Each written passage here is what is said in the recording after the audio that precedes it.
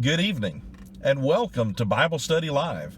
My name is Kevin Patterson, and I preach for the Sebring Parkway Church of Christ in Sebring, Florida, and I want to welcome you to our midweek online Bible study. Now, normally we are broadcasting this live, but I have to tell you that I'm doing it a couple of hours ahead of time today, and we'll be uploading it to our YouTube channel and our Facebook page at the appropriate time, because as you might have noticed, I'm not normally where I am on Wednesday nights. I'm not at the church building in Sebring, Florida, live streaming our Bible study as is normal. I'm in a very different location indeed. In fact, if I were to allow you to focus on the background of where I am sitting in a parked car in a parking lot, you might notice a little bit of the MGM Grand Hotel, some other hotels and casinos, even a giant Statue of Liberty, and thanks to the COVID-19 times in which we live, that Statue of Liberty even has a giant mask over her face. You guessed it, I am in Las Vegas. Now, you might wonder, why in the world am I going to Las Vegas? And certainly there's a lot of people on my Facebook page wondering why over the Christmas holidays my wife and I would take off to Las Vegas. And the answer to that is actually very simple. We had another destination in mind, but due to the virus and the COVID-19 restrictions in going there, it was much more of a hassle than it was worth. So we took a look to see if we could find an inexpensive place. And sure enough, in all of the United States, it seemed to be the cheapest place to go right now. A non-stop air trip from Orlando, Florida to Las Vegas only cost us about $140 round trip. Thanks to my wonderful father-in-law and his timeshares, we have free accommodations while we're here, so we're really enjoying our time coming to a place that we had never been to before, even a part of the United States that we had never visited. And although Las Vegas is probably not our cup of tea, there's a lot of things here that probably don't interest Sherry and me. I will say there's a lot of things around Las Vegas that really do interest us. For instance, to the northwest of Las Vegas is Death Valley, something that I'd like to go see, something my parents and my older brother and sister got to see many years ago before I was thought of. Down to the southwest of us is the Mojave Desert. Just south and a little east of us, outside the city, is Hoover Dam. And certainly to the east of Las Vegas, a few hours, is the Grand Canyon. And so when people have asked where was I going on vacation, I often didn't say Las Vegas, even though that's where I would fly into and that's where we would be staying. That was not really where we were going to be visiting so much, because we wanted to get out and about and really see God's creation in a part of the world that we have not been to. So we've told people, well, we're going to go to Arizona and we're going to go to Nevada and a little piece of California, and we're going to visit some of that. In fact, Sherry and I took a road trip just yesterday and went up into the Spring Mountains just north and west of Las Vegas, and we were in the Red Rock Canyon National Conservatory. And so we were in just some beautiful areas. We got to go up about 8,000 feet to Mount Charleston. We were on our way down when we pulled off onto the side of the road, parked on a ridge, and watched the sunset over just some beautiful mountains. And so indeed, we've really been enjoying our time here and are going to continue enjoying that time as well. But I want to tell you a little bit about something that's been on my mind, something that I noticed, because behind me, all of those buildings, all of those structures, all of those hotels that house all of the many visitors that come to Las Vegas, the casinos where so many people gamble, the bars where so many people drink, that's not the kind of spot that I mentioned that is of interest to Sherry and me. But at the same time, I found it very interesting as I learn a little bit more about this city. You see, this city is a lot bigger than I realized. When we were driving literally the loop around the city, I didn't realize that Las Vegas was as big as it is. And so there's obviously a lot about this very touristy city that attracts a lot of people here. But what I noticed also was not just the many vices that are going on here, but I noticed what is called the Strip, and that's Las Vegas Boulevard, that goes right through the middle of the town, right up through the north and south part of town. And it's the old drive that really had a lot of the original businesses when the city was much smaller. And it has survived and become really the touristy hotspot. And all of those hotels and all of those big things, Mandalay Bay and MGM and the Tropicana and all these things, these are businesses that are lined up and down. And I'm telling you, it's beautiful from an aesthetic standpoint, just from the outside. They're gorgeous buildings, works of art. I'm amazed that people can even build these things. It's so pretty. It's so attractive. I can see why so many people would want to go there.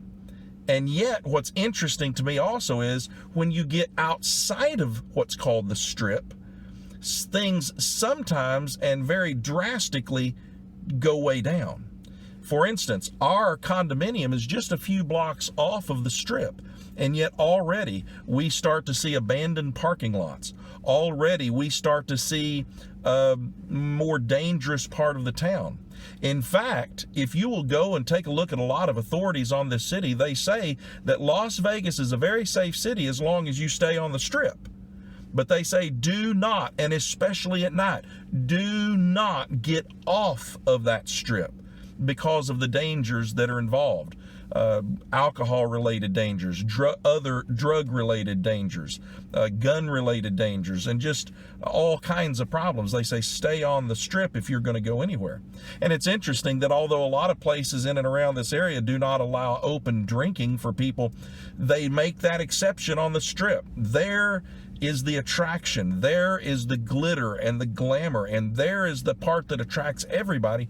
And yet I look around, and even in this parking lot, I'm looking over right now at the edge of the parking lot, and here we are no more than 2 blocks off of the Strip, and I see a man who has made his home on the corner of this parking lot in a little tent.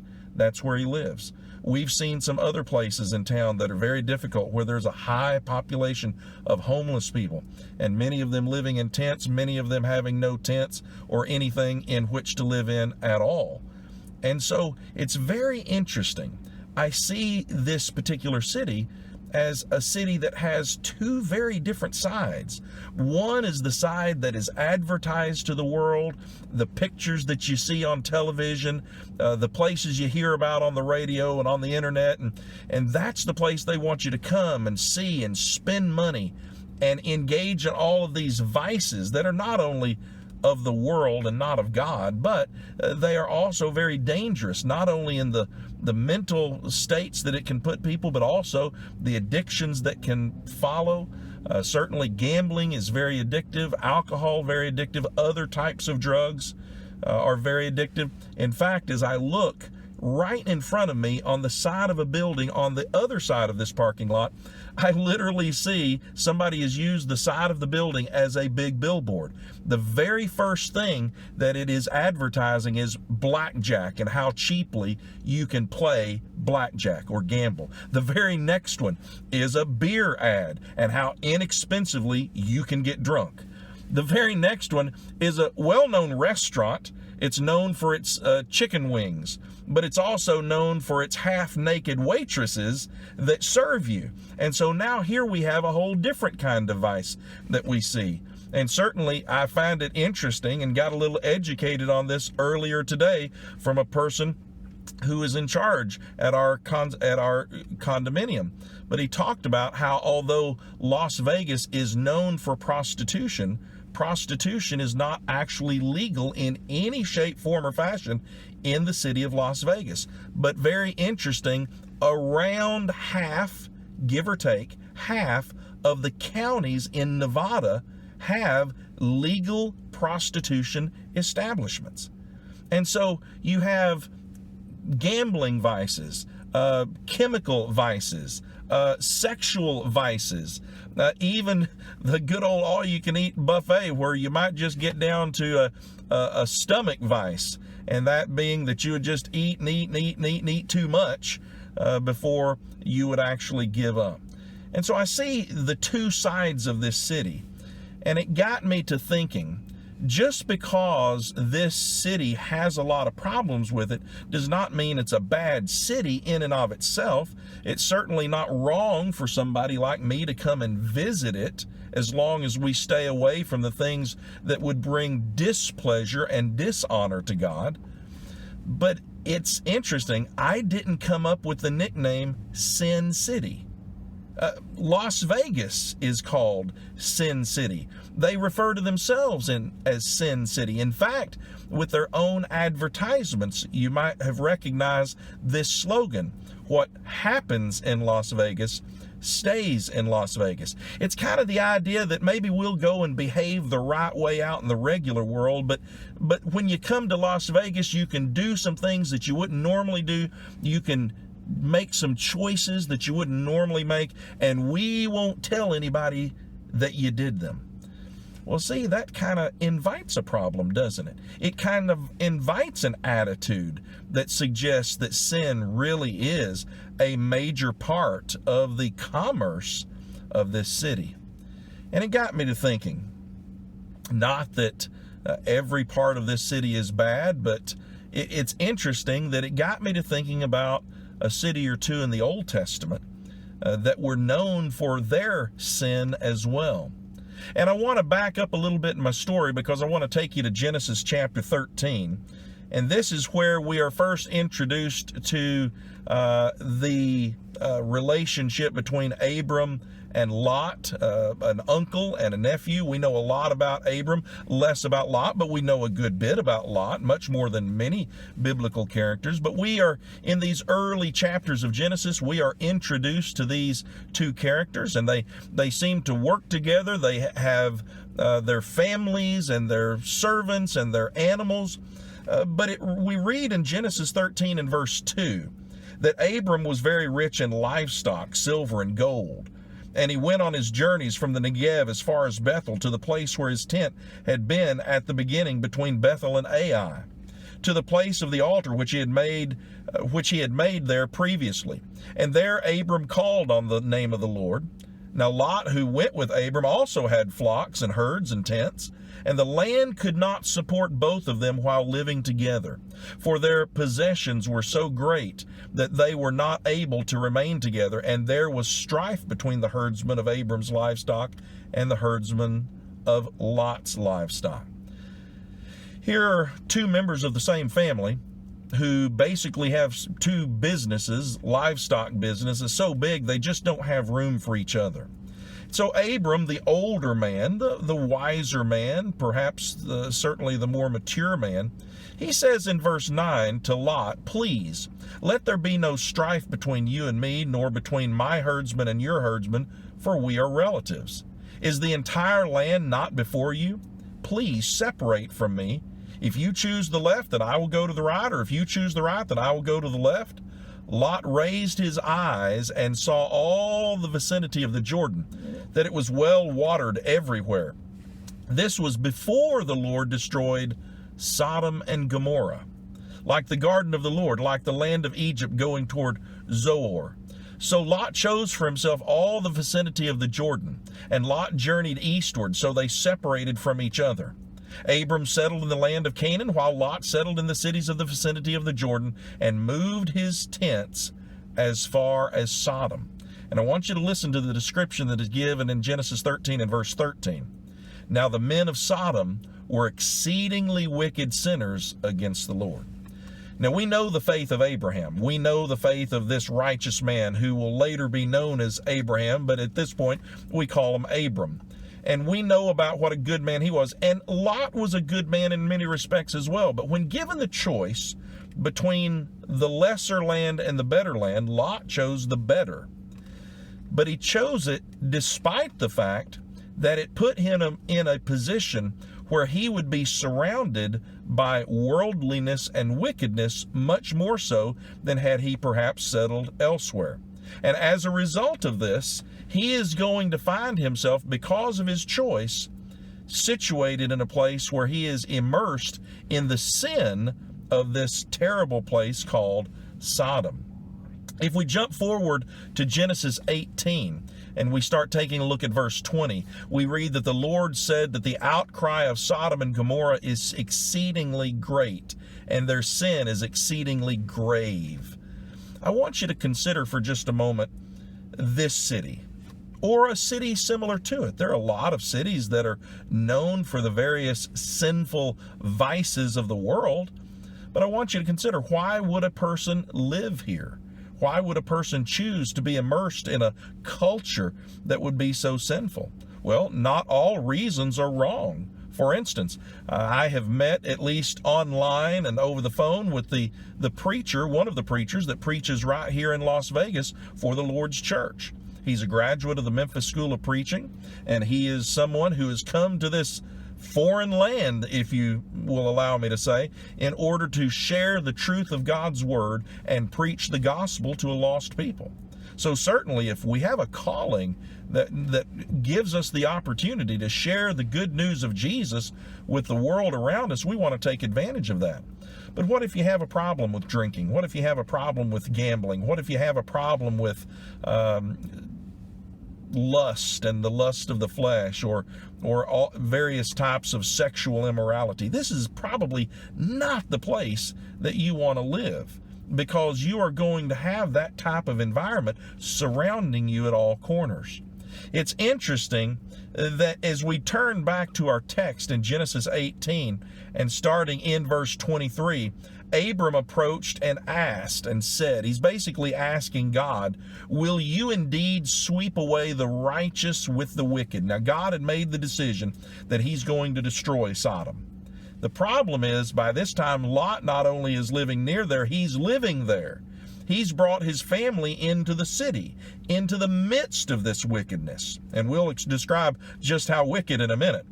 But it said, he asked the question, will you indeed sweep away the righteous with the wicked? Suppose there are 50 righteous people within the city. Will you indeed sweep it away and not spare the place for the sake of the 50 who are in it? Far be it for you to do such a thing, to kill the righteous with the wicked, so that the righteous and the wicked are treated alike. Far be it from you. Shall not the judge of all the earth deal justly? Now, let me just say something. Abraham, at this point in time, and he's now known as Abraham, I almost feel like he's a little bold in what he's saying to God, because he seems to really be challenging him on the decision that he's made. But God is merciful. And so God hears Abraham's cry, and he says, if I find in Sodom 50 righteous within the city, then I will spare the entire place on their account. Now, you would think that would end the conversation, but perhaps at this point in time, Abraham feels a little victorious, but then he gets to thinking, wait, in this whole city of wickedness, are there actually 50 righteous people? It goes on to read, he says, now behold, I have ventured to speak to the Lord, although I am only dust and ashes. Suppose the 50 righteous are lacking 5. Will you destroy the entire city because of 5? And he, God, said, I will not destroy it if I find 45 there. And he spoke to him yet again, Abraham did, and said, suppose 40 are found there. And he said, I will not do it on the account of 40. Then he said, oh, may the Lord not be angry, and I shall speak. Suppose 30 are found there. And he said, I will not do it if I find 30 there. And he said, now behold, I have ventured to speak to the Lord. Suppose 20 are found there. And he said, I will not destroy it on the account of 20. Then he said, oh, may the Lord not be angry, and I shall speak only this once. Suppose 10 are found there. And he said, I will not destroy it on the account of 10. And as soon as he had finished speaking to Abraham, the Lord departed, and Abraham returned to his place. I want you to think about that. In all of this city, Abraham has such doubts that even after a successful agreement that God will not destroy it for 50 people, he starts to whittle his own number down to the point that he asks God, God, will you spare the city where my nephew and his family live if only 10 righteous people are found? And God says yes. That's how gracious, that's how merciful God was to Abraham and to his family by extension in this discussion. Now, what's interesting is you jump down to Genesis 19, and we see that the two angels came to Sodom in the evening as Lot was sitting at the gate of Sodom. When Lot saw them, he stood up to meet them and bowed down with his face to the ground. And he said, "Now behold, my lords, please turn aside into your servant's house and spend the night and wash your feet. Then you may rise early and go on your way." They said, "No, but we shall spend the night in the public square." Yet he strongly urged them, so they turned aside to him and entered his house. Again, this kind of reminded me of the warnings that I've been given. If you're out at night, do not go off of the strip. If you're out at night, stay where it's well lit and where there are a lot of police and where everything's very secure, because there are areas where you don't want to be. Well, Sodom seemed to be a place where even in the public square, even in the downtown area, we might say, it was dangerous. And Lot did not want these two messengers of God to be left out there where something might happen to them.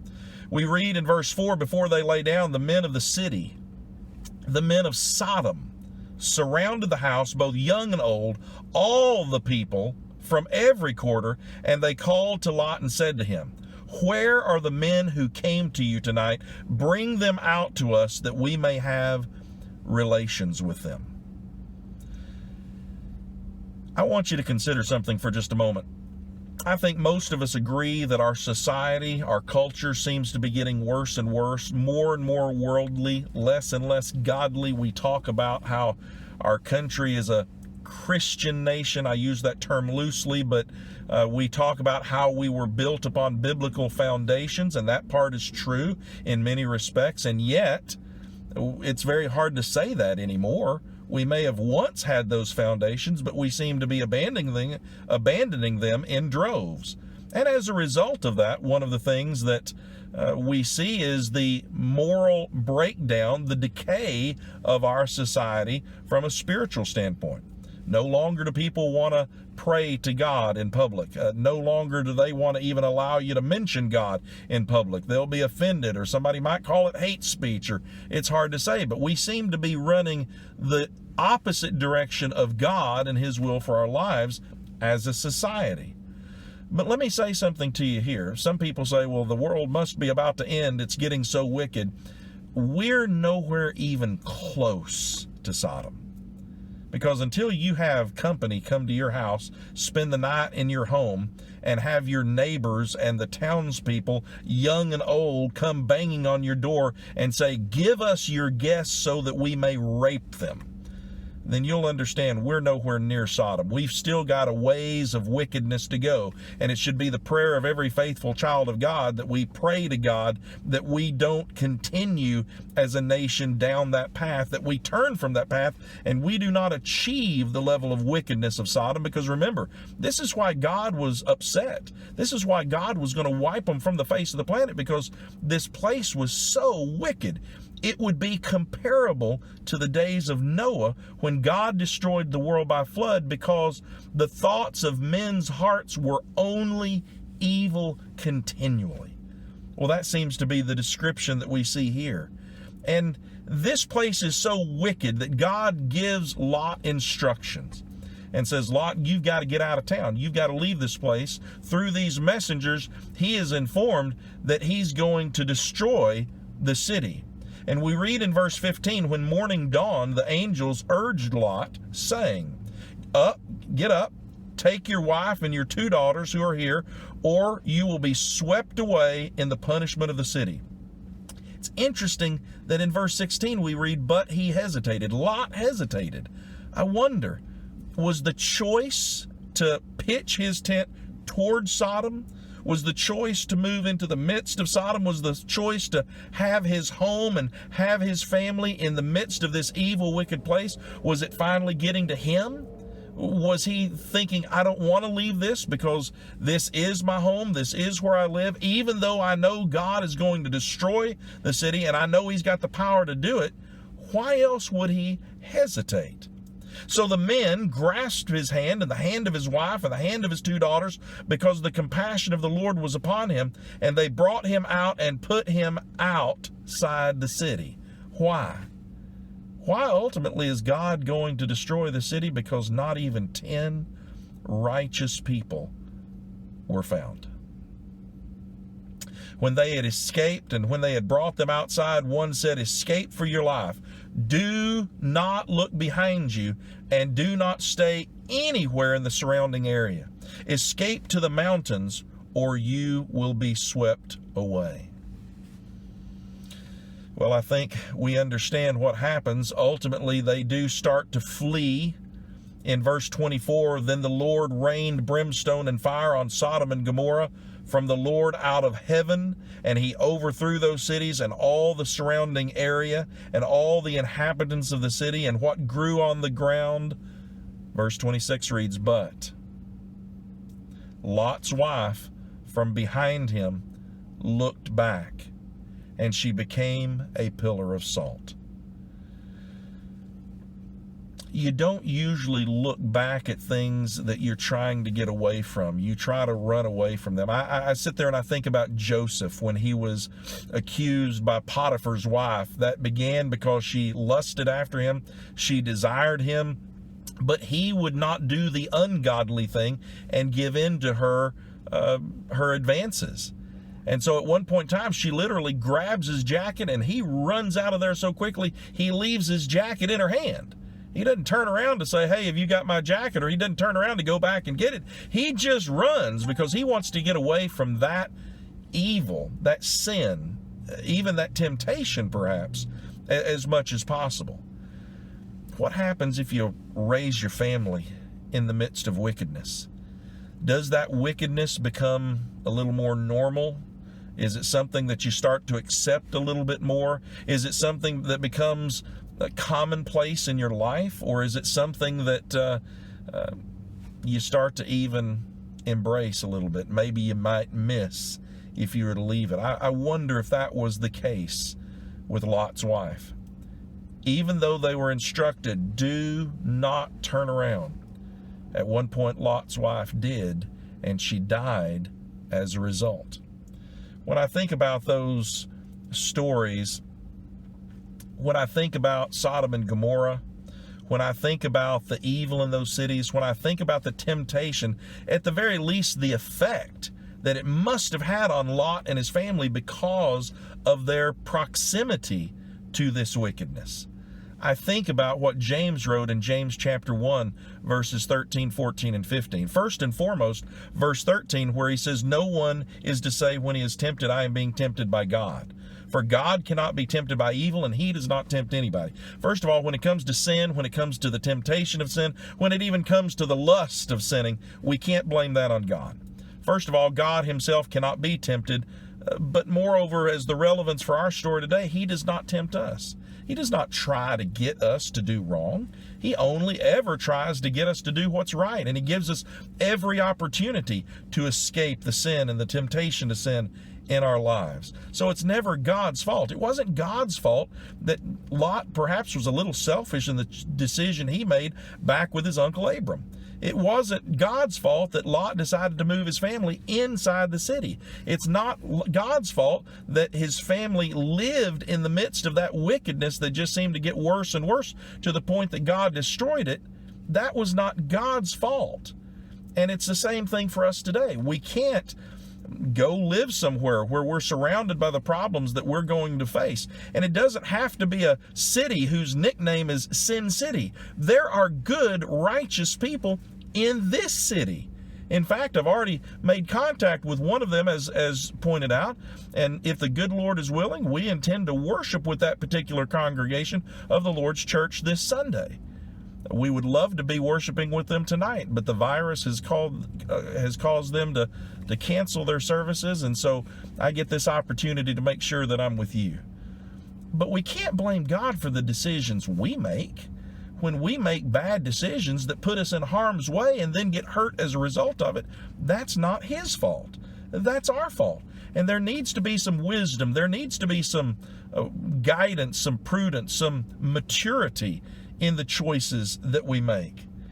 James goes on to write in verse 14 of James 1, "But each one is tempted when he is carried away and enticed by his own lust. Then when lust is conceived, it gives birth to sin, and sin, when it runs its course, brings forth death." I want you to consider something. Not only does God make us perfect from the standpoint that when we are born, we are created in the image of God, and as a result, we are perfect in His image. We sin over time because we grow up. We're exposed to more and more.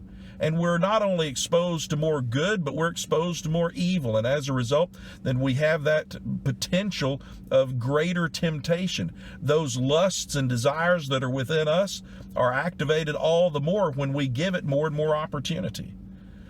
When I was growing up as a kid, I've talked about sometimes my mom. And I would say my mom kind of grew up in a bubble.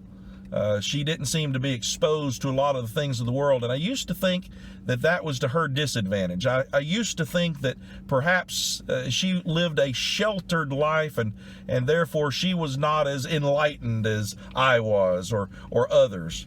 I've come to realize how terribly wrong I was as a young man thinking that way. Because what we want to do in this world is we want to be as sheltered as we can, as long as we can. We want to stay as far away from sin, from the knowledge of sin and the temptation that it will yield as much as we possibly can. In so doing, then we have a greater chance of escaping some of those things that we might never know.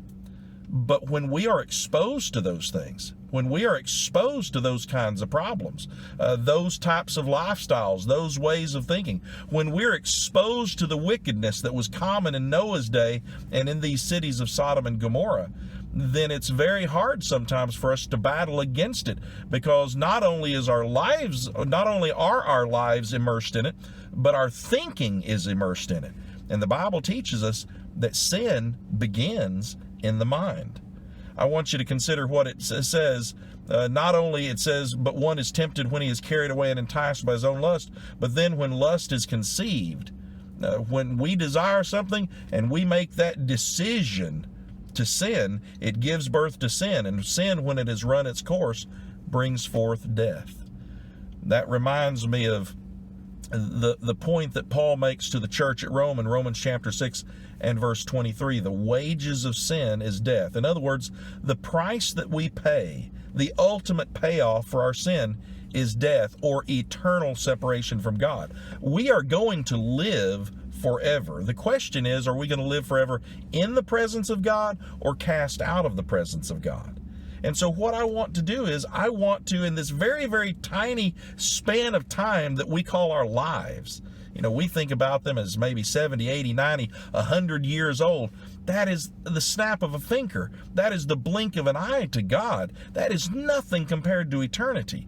I want to take advantage of this time, this very short period of time called my life, to where I can ensure that I am preparing myself, thanks to the grace and the mercy of God, thanks to the sacrifice of Jesus and the forgiveness that He offers me through His blood shed on the cross. I want to make sure that I'm living my life in a way that pleases God, not displeases Him. I want Him to be happy with me so that one day when this life is over for me, that I get to hear Him say, "Well done, good and faithful servant." In Mark chapter 7, verses 17 through 23, Jesus is asked by His disciples to describe a parable that He's just talked about. And I want you to consider what Jesus says in verses 20 through 23. He was saying that which comes out of the person, that is what defiles the person. For from within, out of the hearts of people, come the evil thoughts, acts of sexual immorality, thefts, murders, acts of adultery, deeds of greed, wickedness, deceit, indecent behavior, envy, slander, pride, and foolishness. All these things come from within and defile the person. This discussion was going on because they're having a little bit of a discussion about what food can you eat and what food that you take into your body will defile you. And what Jesus is trying to say is it's the stuff that originates in the heart that defiles us. Now remember, that stuff has to be introduced to our heart or our minds in the first place. But boy, once it gets in there, how hard it is to get it out. And sometimes we can fill our minds with goodness and fill our minds with goodness and fill our minds with goodness, but some of that evil is still there because maybe we introduced it a long time ago. You know, people ask my wife, because I ask them to, I say, have you ever, ask Sherry if you've ever heard Kevin curse. And she'll tell you, in 28 years of marriage and a couple of years of dating, even prior to that, she's never heard me curse. But I remember when I was a teenager and my parents weren't around and members of the church weren't looking, and I was with a group of people who would accept it, I could say a word and get away with it. And somehow or another, at that moment in time, I thought that that was a cool thing to do. I thought that was neat as a teenager. What an idiot I was. How stupid it was for me to bring that stuff into my mind, because even though I have enough control over my life at this point that I no longer curse, and I have not cursed for decades, those words are still there. Sometimes thoughts that I put in my mind years ago are still there. It lingers. It's hard to get them out. And that's why we've got to make sure that the heart, that our minds are as clean as can be, are as pure as can be, that we feed them spiritual goodness rather than spiritual evil. Because in so doing, hopefully, the more good we fill into our lives, the more it will push some of that bad out. And perhaps it will make standing up to sin and refusing it and running away from it, fleeing from it, maybe it will make it that much easier. But if we have the attitude of Lot, where we flirt with sin, where we flirt with gambling, where we flirt with drinking, where we flirt with sex and sexual immorality, where we flirt with all of these vices that surround us with this world, and we may even say to ourselves, well, I won't cross the line, I'm just going to get as close to it as I can. You know, that's kind of like going to the edge of a cliff and saying, I'm not going to jump off it, that would kill me, but I'm going to get to the very edge of it, and I'm going to do all that I can just to flirt with death on the very edge. You know, sometimes that cliff crumbles underneath you. And that's exactly what happens when we flirt with sin. Sin's not dependable. Sin does not have our best interests in mind. And just when we may think that we're close enough to the edge to not cross it, somehow or another, that edge, it crumbles underneath us, and we give way to sin. Ephesians chapter 4, verses 17 through 24 reads the following, and I would have you consider what Paul says to the church at Ephesus. Ephesians chapter 4, verses 17 through 24. Paul says, so I say this, and affirm in the Lord, that you are to no longer walk just as the Gentiles also walk, in the futility of their minds, being darkened in their understanding, excluded from the life of God because of the ignorance that is in them, because of the hardness of their heart. And they, having become callous, have given themselves up to indecent behavior, for the practice of every kind of impurity with greediness. For you did not learn Christ in this way, if indeed you have heard him and have been taught in him, just as truth is in Jesus, that in reference to your former way of life, you are to rid yourselves of the old self, which is being corrupted in accordance with the lusts of deceit, and that you are to be renewed in the spirit of your minds, and to put on the new self, which is in the likeness of God, has been created in righteousness and holiness of the truth. You see, just like there's two sides to this city, there's two sides to us. It's the side that either chooses to continue in sin and be lost forever. It's the side that chooses to be made new in Christ and live with God forever. What Paul says to the church at Ephesus is, you used to be these old selves. You used to be these old people, the ones who followed the passion of self and selfishness, that did the lust of the flesh, the lust of the eyes, and the boastful pride of life, who lived only for me and what I want. He says, but that's not you any longer. You have been washed clean. You have been saved by the Lamb of God. You have been created a new creation. You have been born again to live a new life in Jesus. He said, so keep doing it. Don't look back. Don't be like Lot's wife. Don't look back to that old lifestyle. Don't regret it. Don't wish you could go have a little of that fun in sin for a while, and then you'll come back and, no, don't do that. sometimes we have a difficult time realizing that sin is fun. That's why a place like this is so attractive in so many ways, because it's fun. The risk of gambling is exciting. The buzz that people get from drinking, I am told, is something that they very much enjoy. Sexual immorality, the daring, the excitement, whatever. Those things are fun in the moment. But the payoff is terrible. And the payoff is terribly eternal. So leave that in the past. Leave the old man of sin behind and start to walk in the footsteps of Jesus. Start to grow in the grace and knowledge of Jesus Christ. Grow in maturity and in your understanding so that you become stronger and stronger in the Lord, realizing that with His truth and with Him by your side, you can stand against anything that this world has to offer. Philippians 4:13, I can do all things through Christ who gives me strength. I can live in a city like this with Christ by my side. I can live out in the desert, which isn't too far from here, with Christ by my side. I can live back in my home in Sebring with Christ by my side. But wherever I am, I want to make sure He's by my side. In fact, I want to make sure that I'm clothed or I'm wrapped up in Him and not the temporary excitement and fun offered by a deceptive and lying world that promises me all this goodness, but eventually and eternally delivers only an agonizing and horrible eternal death in a devil's hell. I want to make sure that I'm making good decisions in my life, and I don't always do that.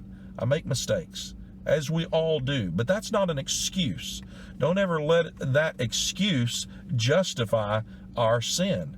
We need to continue to train and retrain our brains to make good decisions and to flee from the things that are wrong. So I'm going to say for sure, you're not going to see me in the casinos here in Las Vegas this week. You're not going to see me in the bars. You're certainly not going to see me in houses of ill repute.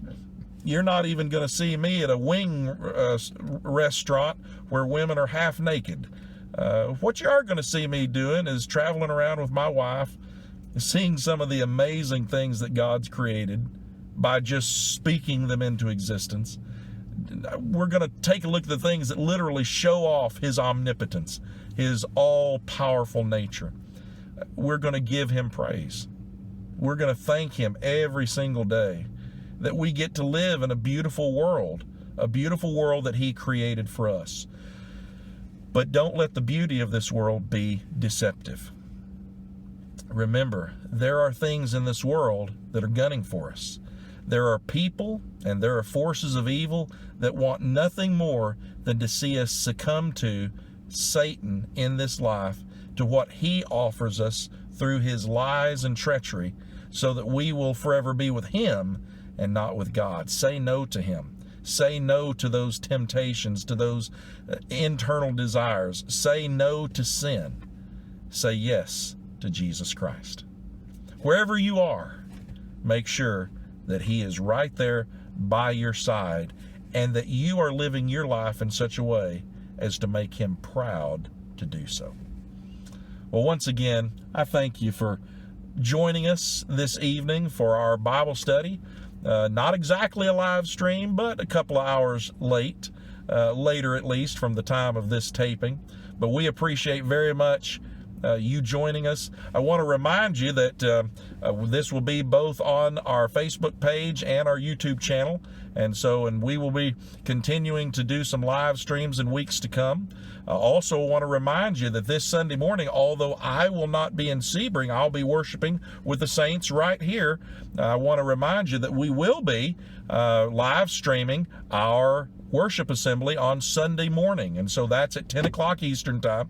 And that is both with your YouTube channel and your Facebook page. So encourage you to like or subscribe to those so that you can be aware of things that are coming up. Things that are going to be a part of our upcoming times of worship, where we get to sing and pray and listen to a portion of God's Word. This Sunday morning, of course, we'll be partaking of the Lord's Supper and giving of our means, and we'll be doing all of these in an effort to please our God by worshiping Him as He requires in spirit and truth. So want you to make sure and join us. I'm 3 hours behind the Sebring congregation in Florida, so I will even be joining them online from here along with my wife before we go to worship with others in person here in Las Vegas. But needless to say, so very glad to be with you this week. So very glad to have been able to share this time with you. I've never done a live stream or a video or anything like that in a car. In over 25 years of preaching, this is my first one. But I hope I did it all right. I hope I got the message across to you that I had tried to present. And so, needless to say, if the good Lord is willing, I look forward to seeing you the next time we can be together. In the meantime, please remember, may God bless you and keep you always in His care.